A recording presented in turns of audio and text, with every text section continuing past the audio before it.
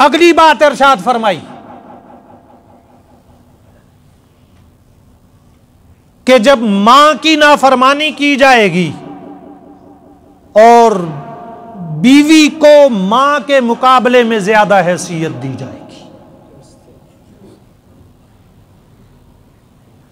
बीवी का अपना मकाम है, मां का अपना मकाम है। बीवी के अलग हुकूक हैं, मां के अलग हुकूक हैं।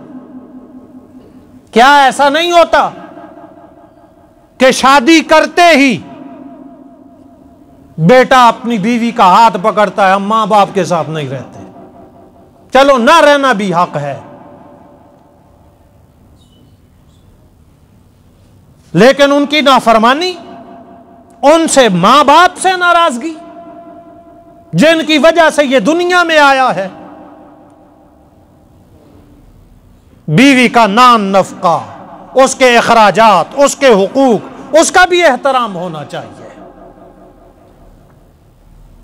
यह नहीं कि बीवी कोई लौंडी होती है, कोई बांदी होती है, कोई पकड़ करके खरीद करके लाई गई होती है, नहीं। आज सल्लल्लाहु अलैहि वसल्लम ने इरशाद फरमाया, खियारुकुम लिअहलिही व अना खियारुकुम लिअहली। तुम में से सबसे बेहतर वो है जो अपने घर वालों के साथ बेहतर मामला करता है और मैं घर वालों के साथ बेहतर मामला करता हूं। लेकिन यह नहीं कि बीवी के मुकाबले में मां की नाफरमानी हो, उसके हुकूक का गसब हो, उसकी इज्जत का इस्तेहसाल हो, ऐसा नहीं। उसका अपना मकाम, उसका अपना मकाम। जब माओं की नाफरमानियां शुरू हो जाएं, इंतजार करना सुरखांदियों का,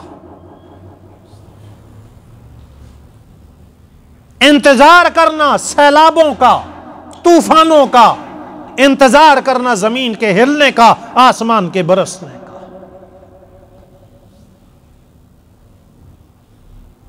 आप सल्लल्लाहु अलैहि वसल्लम ने इरशाद फरमाया, अगली बात, जब गाने बजाने के आलात आम हो जाएं,